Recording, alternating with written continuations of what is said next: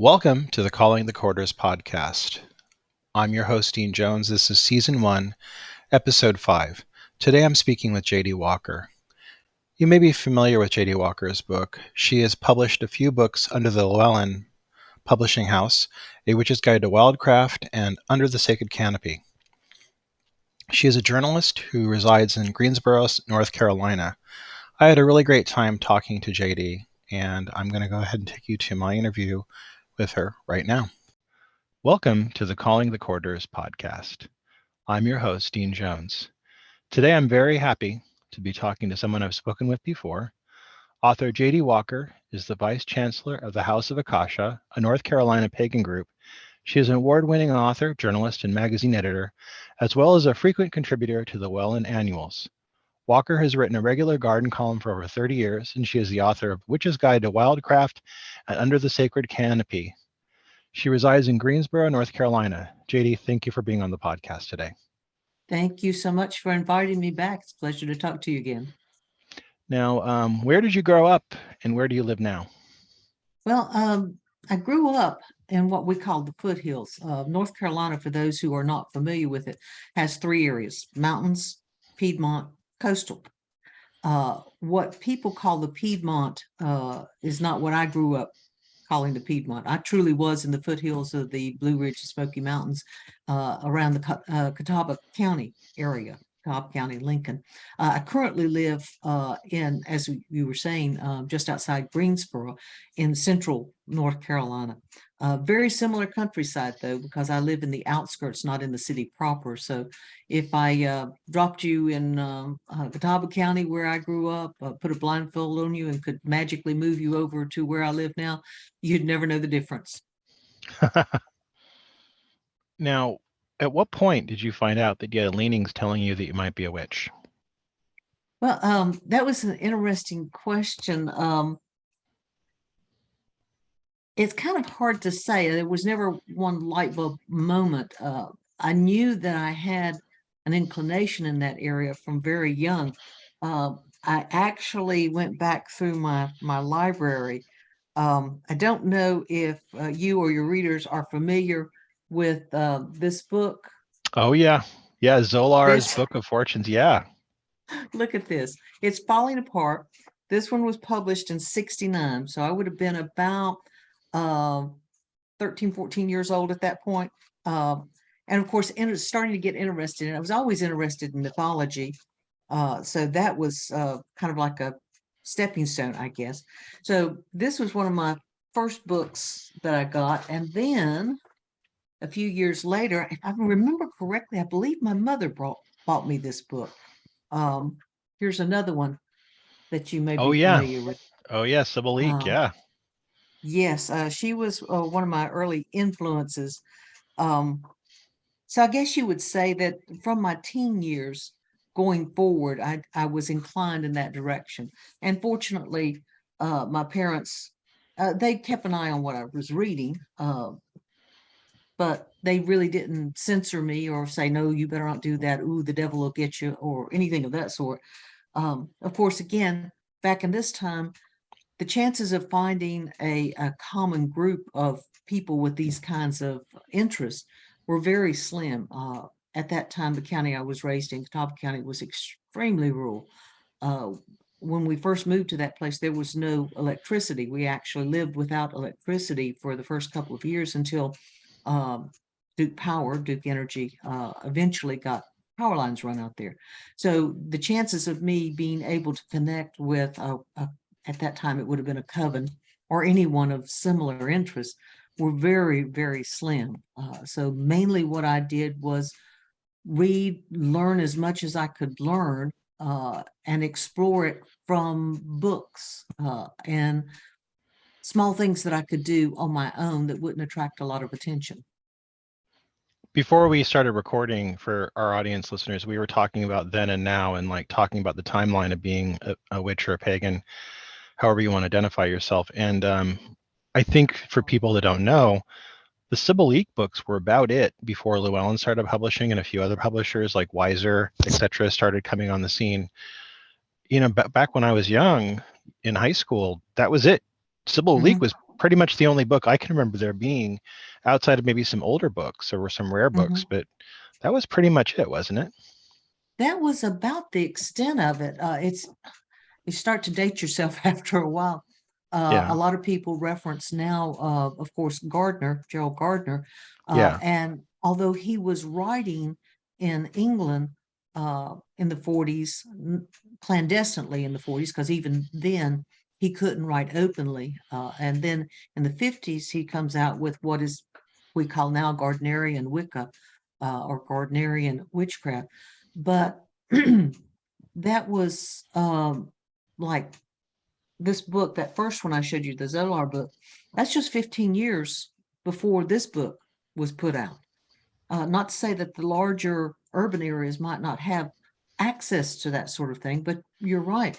You wouldn't have found it. So it gets into the 70s before you begin to see people like Buckland, Raymond Buckland, begin to talk about this. Whenever the Frost, Gavin and Yvonne Frost, began to offer male correspondence courses, and of course, promoting themselves as some version of Wiccans. I don't know that they necessarily were fully on board with Gardner, but they were close to it. So there really was not a whole lot that you could get your hands on unless you were in some sort of large urban area or some very well stocked library. You were not going to get your hands on a lot of material regarding this stuff. I remember the correspondence courses were largely the one way you can get information on the topic of Hmm. witchcraft. That was the most predominant form. There were a lot of orders back then. I don't remember all their names, but I think there were a few that just stand out. And I think that back then you could kind of go through the mail and get stuff, but that was, Hmm. God, that was about it. And there really wasn't too much Yeah. out. Llewellyn coming on the scene changed things. That was a huge game changer, I think. Yes, yes, it certainly did. When you get to the 90s, when Cunningham and oh golly, some of the Buckland. names start. Yeah. Well, Buckland was around in the 70s. He started his own form of it, but he becomes a significant publisher of books in the um, late 70s, 80s, and certainly going forth into the 90s until right up until about the time he died. Um, but you're talking about Raven Silverwolf. You start to hear, oh golly, what are some of the Dianic ones that come out in the 80s and the 90s? Some of Oh those, God. In fact, I was just talking about this the other day. I can't, my name's, yeah, my drawing a yeah, the blank names get though. away from you that quick. Yeah. But yeah, there's so Uh, many. And I yeah, mean, there were so many now. There weren't that many then though. no, there weren't. There were a handful of them, and of course, you could always go back to, Z Budapest, that's one. yeah, Z Yeah, Budapest would yeah, have been one yeah. of them. And of course, you can go back to Blavatsky, or Yes, yeah, yeah, yeah. to Dion Fortune, or uh, is it Doreen Valentine, uh, and pick up some of those things. But again, if you didn't have access to that, it wasn't like you could go on Amazon and look it up and order those books. They simply were not available. Doesn't become much more available until you get into the 90s, and then it begins to really blossom. And as you say, you get the Cunninghams and the Penzaks and even more reporting or more books from folks like oh Patricia Telesco and Vivian Crowley. I'm trying to bring some of these names back to mind, where you can actually do your own research and begin to make some opinions on, well, this is what I'm drawn to, this is what I want to get into, or this is what I want to explore, or this isn't exactly the direction I want to go. Yeah, it's just so, I mean, God, thinking back, it's funny. I started working in bookstores when they just started getting what's called quote unquote the new age section. And I remember Exactly. before that, they shoved him with the game books. So the books on poker and whist and all that stuff, they were just shoving the books in there because they didn't really have anywhere else to put them. It was really weird. Exactly. Exactly.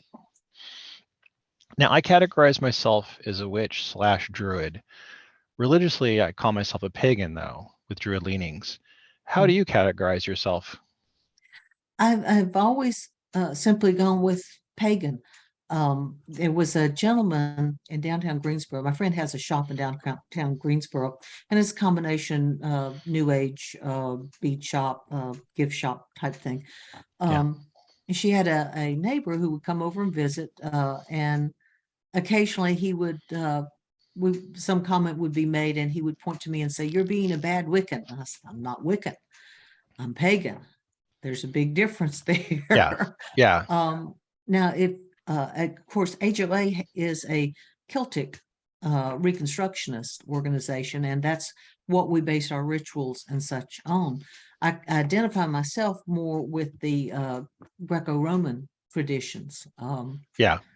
That is my inclination, with a heavy influence of the other European high magic traditions that developed in the 18 and 1900s. It's funny because people do want to categorize you, and I always tell them I say that it's impossible to categorize what I do. I don't have some tome that I read that is my doctrine. I like you, like I have Roman based altars in my home, but I don't really Hmm. consider myself a Romanist. So like Hmm. it's elusive for a lot, and it confuses people. But I'm like, it's I'm like, whatever works for you. Call me a Wiccan, call me a pagan, a witch, whatever fits for you. But it's more complicated in the reality. Well, it is, and you can't just throw a blanket over all pagans and say this is what they are. The I've been interested over the last 10 years or so to see an interest among non-traditional groups in the Santeurian, Hoodoo, Voodoo, some of the Caribbean, African diaspora religions. That has grown in what you might consider a non-traditional group. Not only are folks who would have been, um, I don't want to say, I don't want to be presumptive and say this is like an indigenous religion for them, but I don't normally think of the white Europeans as being necessarily classified in the Santorian or um, voodoo hoodoo traditions. But I have quite a number of acquaintances who are very much drawn to that. And I've seen that kind of grow over the last 10 to 12 years, and more of the writers in the hoodoo root work, that information is getting out there. I can recall even again about 15, 18 years ago talking to someone who was interested in that tradition. I said, give me some authors that I can go to and research this so I can be more familiar with it. And at that time you really couldn't find very many. There wasn't a lot of written information in those traditions. And today, I mean, you can find them in quite a lot of different authors, quite a lot of different bookshelves in that new age selection. It's not just the European pagan traditions. You can find quite a lot about the African diaspora religions. Well, thank God. I mean, that used to not be the case. I think there was such during the 80s and 90s, it was pretty much Eurocentric, and now it's starting to change, but it's Hmm. still, I think, got a long way to go. Yes, and we were plagued with all of the Hollywood movie stereotypes about those particular traditions that, Yeah. you know, they were grasping at just little tidbits of information and just creating things out of whole cloth that had nothing to do with those traditions. Yeah. I mean, I think it also creates some weirdness too, because we start using Gaelic terms, we start using a lot of terms, and it may be kind of exclusive, not inclusive as we might like it. And then you have to kind of ask yourself, are we being inclusive? And I don't know, it's Hmm. just there's a whole lot of questions. I think it's continually something that's continually evolving, whether we like to admit that or not, and we're kind of still figuring stuff out. That is true. Now, we've just talked about a lot of authors, but who were the authors that really inspired you, that got your blood pumping when you started reading their work? Well, to be quite honest, um, if we hearken back, you have to say Scott Cunningham had a Hmm. lot to do with making it okay for people to practice as solitaries. Before, you kind of got the feeling with the books that you could get your hands on, that if you were not practicing in a group, then you couldn't really call yourself a witch or a pagan practitioner. Right. Cunningham is one of the ones who comes up and says, no, it's okay. You can be a solitary practitioner. And that's where a lot of my first rituals and practices began.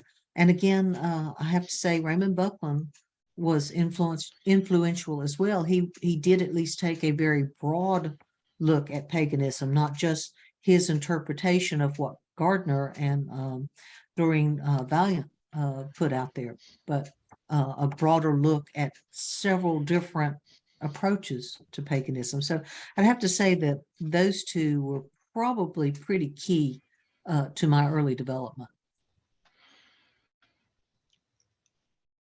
Have you followed a specific path? I know this, like in our bio we mentioned the House of Akasha, but Mhm. have you followed a specific type of path through the years, or were you kind of doing different things? No, I have always been a naturalist, someone who felt like to be pagan is to be out in nature. Uh, and I viewed that through that Greco-Roman lens. I'm curious about a lot of different traditions, and I want to understand and respect those traditions when I encounter people in the community who say, I am of this particular belief or I am of this particular faith. Um, I want to at least have a basic understanding of what they mean when they say that. Uh, I'm certainly very happy to talk to them about their personal interpretations of those, but I want to know what it is so that when you say Santeria, for instance, I'm not completely in the dark as to what that may or may not be. But from my own particular standpoint, I felt like I knew where I was drawn, and I've stayed with that. It's interesting that most of the people in the House of Akasha, as they have come and gone, uh, of course, because of their they are European descent, Hmm. um, were drawn to the Celtic traditions. And I actually took 2 years where I I formally said to my deities, to my patron deities, I mean no disrespect, but I need to really focus on this. I need to uh, communicate with and relate to this other pantheon so that I can be an effective member in HOA. And at the end of that study period where I was reading everything I could get my hands on Celtic traditions, um, I came back to my deities, again, paying respect to the Celtic deities that I had spent so much time studying, but saying, I'm going home to my tradition now and will continue to honor you as it is appropriate to honor you. And quite frankly, what we normally do in most of the European-based traditions is follow that wheel of the year that is largely based on Celtic um, time periods, cycles. You write a lot about nature and plants. Were you always interested in this topic from a young age? And was there anybody in your family that gave you any training, or did you develop this on your own? Well, from the standpoint of just the plant work, the gardening, um, I've got a lot of that information from my grandmother. I don't have the lineage that some people have where they had an adult mentor in witchcraft or some form of paganism. But when it came to gardening, my grandmother was a large influence because she knew as much as anyone that I could relate to about how to garden, when to garden, what to add, what to take out, what was a weed, what was not a weed, what was a medicinal plant, what was not a medicinal plant. And I don't mean to suggest she was a proper root worker. She had Right. been exposed to that because she grew up in the backwoods of Lincoln County, and you had to know some herbalism, family traditions of what worked and what didn't to help cure minor things because the chances of you seeing a doctor on any regular basis were practically nil. So I learned some of that stuff from her too, and that fed my desire to know more. And from there, I've added to that knowledge, spent 10 years with the Master Gardeners, 5 years as an active member, 5 years as a advisory member in Guilford County. And of course, as I said, I have done a lot of writing, garden columns, advice columns, and that sort of thing. You do have to keep up your training. You have to kind of try and stay on top of things as they develop and change over the years. You've spent a lot of your life, as we just talked about, doing writing professionally. When did you realize you wanted to be a writer and start that as a career? That I knew from the time I was in the fourth grade. Um, I was always a very avid reader. Um, and I had my favorite authors at those times, and that to me was just that was the thing to do. That is one time when the adults in my family said, well, that's all well and good, but you can't make any money doing that. Boy, were they right about that. Uh, so I segued into other things and eventually came back to it. Was fortunate enough about 25 years ago to be able to get a job as a reporter and make at least enough money to keep the lights on, so to speak, keep the dog fed, a little food on the table. And then, of course, writing both as a gardener, writing as a reporter, and now writing for the pagan community. As I say, is not lucrative, but it's very satisfying, and it let me fulfill that initial dream that I had when I was in the fourth grade, looking at books, going, I want to be the person who has a name on a cover that people can pull off the library shelf or pull off the bookstore shelf to read and inform them. You wrote a weekly gardening column for the Courier Tribune. Can you talk about this, about how you got the job and what it meant for you to kind of be recognized as this expert on gardening? Well, for a while, I was a gardener at an area retirement home. Okay. And uh, the local cooperative extension agent had been writing for one of the local newspapers, and she got enticed to go to a larger paper. So when they said, well, do you know anyone who can fill in the role that you're leaving, she suggested that I would be one to do that. So I started writing the garden column for that paper. And then whenever I applied to work at the Courier as a general reporter, uh, and they were saying, okay, what else can you do? I said, well, if you want me to, I can continue writing a weekly garden column. And they said, sure, yeah, that'll be fun. We'll add that to your duties as a business and government reporter. Uh, so writing the garden column, it's pretty standard fare. I think most areas have local garden experts. Sometimes they're lay people. Sometimes they are people connected with cooperative extension or some university who provide that information, updates on what you're supposed to be planting right now, uh, alerts to let you know, well, there is a problem with this particular disease or this particular insect in this area, and this is what you need to be looking for. Or alerts as to, oh, well, you've been planting this particular plant for the longest time.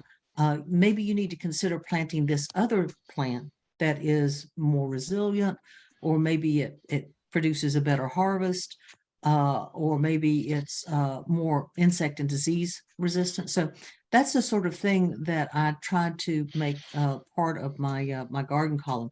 I tend to be very how to put this, very direct. In other words, I want to give you entertaining information, but useful information. I don't know if you are familiar with a regional garden writer by the name of Elizabeth Lawrence. Does that name sound familiar to It you? sounds familiar in the library world. I think it sounds a lot. I feel like I've seen the books. She was a North Carolina garden writer who had just a very, very loyal and large following.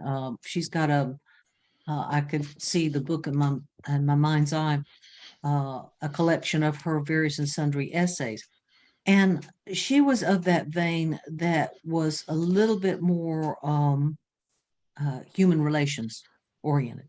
Um, and that's a wonderful way to be. I'm more in the vein of let me help you, let me be an advisor.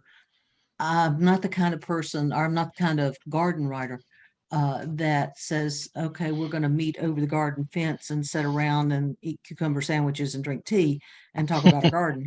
Yeah, I take a more direct approach to my gardening.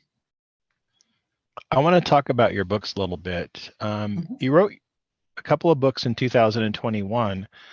One of them was the very popular Witch's Guide to Wildcraft, using common plants to create uncommon magic, published by Llewellyn. Can you talk about this and how you were inspired to write this book? How long did it take you to write it? Oh, this is one of those circuitous journeys.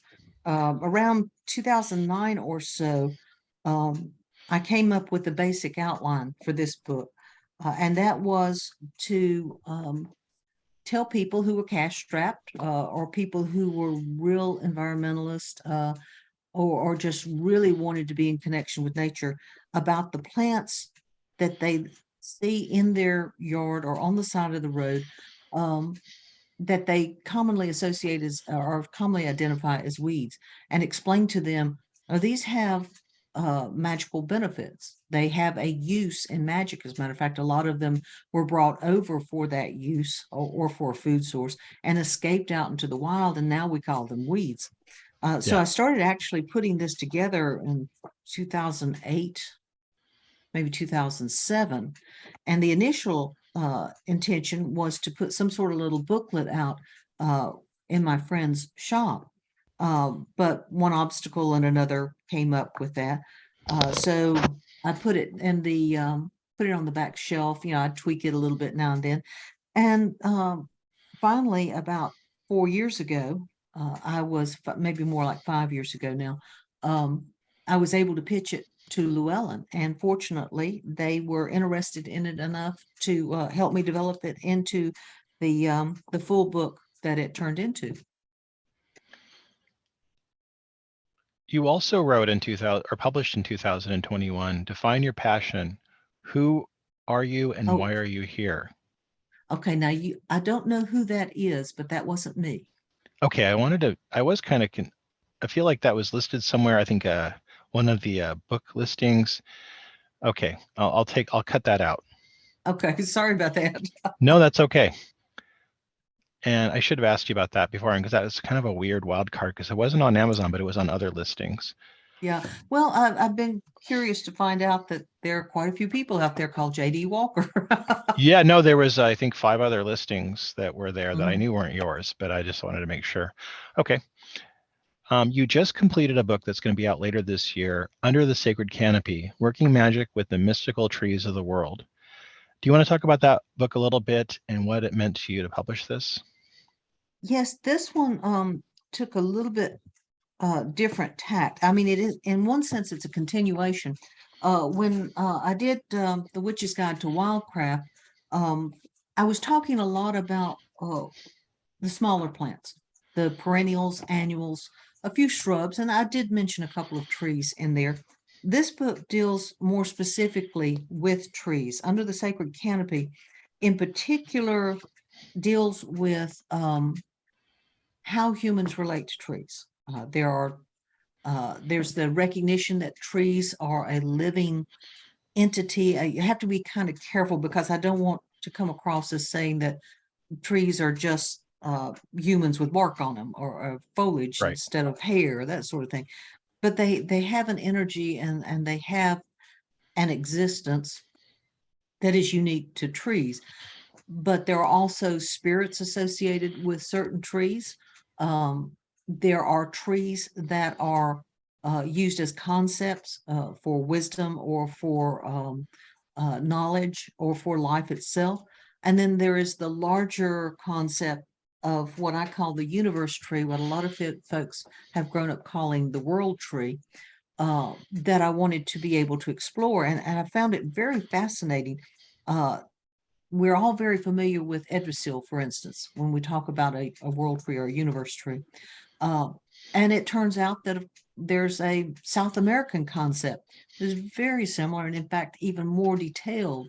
The ceiba tree in the Central American concept. Uh, is a really exact, very detailed universe tree that connects the what we would call the heavens, the mundane world, and the underworld in a total of at least 22 layers. There are 9 layers to the underworld. There is the mundane world, and then there are 13 layers to that particular heaven or upper world, if you prefer. And on top of that, the concept unites the mundane world with 4 directions, the north, south, east, west, that aside from some of the cultural things, would be very recognizable to any European based pagan. They would immediately recognize, oh, okay, yeah, we're honoring these spirits in the east and these spirits in the west and those in the north and the south. Um, and exploring that, some of the other concepts, the Taru in Siberia, where again we get the shamanistic traditions of journeying through the universe tree to find answers or solutions, uh, whether you are going to the heavens or you're going to the underworld. Then the completely different concept of the Ashvatha, and I do apologize. I'm probably butchering these people's languages by trying to pronounce some of these things. Um, where their universe tree is upside down, and Oh, wow. the roots are where you want to go to. You want to get back to Brahma. You go to the root system. You hack through the canopy of the distractions of this world to get back to the root, to your beginning. So a completely different concept, same general idea, but a completely different way of envisioning that concept. So those were the things that I was exploring in under the sacred canopy. And of course, because people find it very useful, I do include a section at the back of the book talking specifically about 20 reasonably available trees, trees that you would can be expected to find either in your general area or at least be familiar with. The Bodhi tree, again, thinking of that uh, Indian, Asian type concept there. You can't grow a Bodhi tree in most of the United States, but you probably are familiar with the term Bodhi tree. So you can at least say, oh, yeah, I've heard something about that. And then I can provide you some more detail in the book itself on that particular chapter. Can you talk with us a little bit about tree spirits? You discussed this in your book, and I was wondering if you could expound on it a little bit for our audience. Um, this is an interesting um, this is an interesting way to look at trees. As I mentioned earlier, it's, at least from my perspective, uh, all trees have an energy that is unique to that particular tree or that particular community of trees. Um, it seems that as humans, when that energy begins to take on more descriptive properties, we start to identify it as a unique individual. One of the things that I think of in particular, for instance, uh, if you think about orchards, there is in from England there comes the idea of the apple man, and the Yeah. apple man is the oldest apple tree in the orchard, and that is the guardian spirit of that orchard. And if you are nice to that tree, if you take care of it, if you protect it, the tree will encourage the orchard to share its bounty. The spirit there might even tell you at some point or lead you to its a little pot of gold, its little treasure somewhere. So when we begin to pay enough attention to a tree or a tree catches our attention to a large degree, we begin to assign a personality to it, and that becomes a tree spirit. I don't know if you're familiar with a tree down in Charleston, South Carolina, called the angel oak. No. It was on it's on a property that was, of course, South Carolina. It was a plantation, and it does have, unfortunately, some. connections with the slave population down there. But this is a monstrously large oak that, as the years have gone on, has developed a personality of its own. So the angel oak now regularly has visitors who come there, and there are folks who think that spirits of some of the previous slaves have aggregated there. But that's another example of one of a particular oak, and there are wonderful oaks all over that area. Live oaks down in the south are just absolutely glorious trees, very interesting in and of themselves as individuals. But that one has taken on something more. So it now has its own personality and its own name. And then, of course, we're familiar with the idea, mainly from a lot of the European traditions, of spirits that attach themselves to trees. And that's where we get the dryads that are specific. Well, they used to be specific to oaks, but a lot of times nowadays we think of them more specifically as just a general tree spirit. Um, that sort of entity, you have to explore on your own to try to find them. You can certainly walk up and appreciate the energy in any tree in your landscape, and some of them are more evocative than others. If there is a tree, and we have all encountered those in parks around our cities or in neighborhoods that we lived in, that are specifically, they have so much character. We know that there is some personality there. There's something unique there. So we can usually recognize that. Connecting with a dryad or some spirit that is intentionally attached itself to that tree may be a little bit harder to do. You may suspect that you have fairies or something of that sort associated with a particular tree. And at that point, you need to try to explore that by being a good steward of your land. If you happen to be able to control the land around that particular tree, you can leave little offerings there of things that, if you think there's a spirit there, like a fairy spirit, they like little shiny baubles. They like moss is a good thing to have. Ferns is a good thing to have around if you're trying to connect with fairies. Those things that those spirits would appreciate. And in time, as you build that trust, as you build that connection, you may find that you have an entity there you can relate to. And I do make the point in the book that just because you want to talk to them doesn't mean they want to talk to you. Yeah. So don't feel too bad if you put that effort in. And for right now, they just don't necessarily want to have anything to do with you. Be respectful, say that's quite all right, and move on to your next encounter, I guess you would say. JD, what's next for you? Oh golly. I'm trying to nail down an idea for a book. Is like trying to nail Jello to the wall. I'm working on a concept. I haven't proposed it to Llewellyn at this point. Um, Tentatively called the mechanics of magic. Um, what we call magic and spell work or ritual work, in my mind, works because of the energy that is inherent in the herbs that we use, in the ritual performance that we do, in the oils and things that we use. But I think we sometimes forget that there is actually a mundane reason why these things work, and it's okay to know that.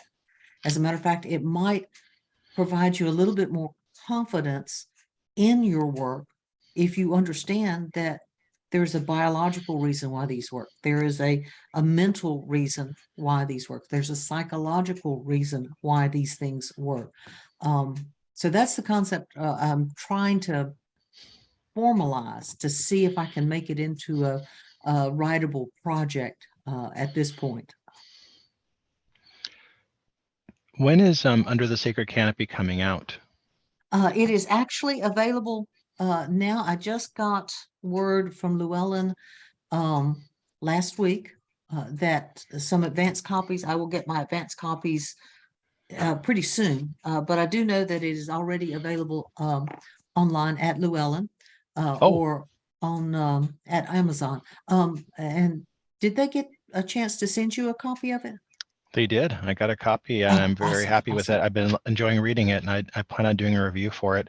I'll Oh, be thank you putting so much. links in the bio for people that want to get a copy of it as well. So there'll be links to that there too. That would be wonderful. Thank you very much. I appreciate that. Shady, it was a pleasure getting the chance to talk to you again. Thank you for being on this new podcast. It's meant a lot to me. Well, I wish you the best of luck with it. I'm glad you have branched out to get more deeply involved in the pagan aspect of what you do. That was my conversation with author J.D. Walker. We have links to her books, The Witch's Guide to Wildcraft and also Under the Sacred Canopy, in the links in the bio. Next week, we'll be speaking with author Judica Illes. She'll be on next week. Until next week, I hope you're having a wonderful week, and I want to thank you for listening to this podcast.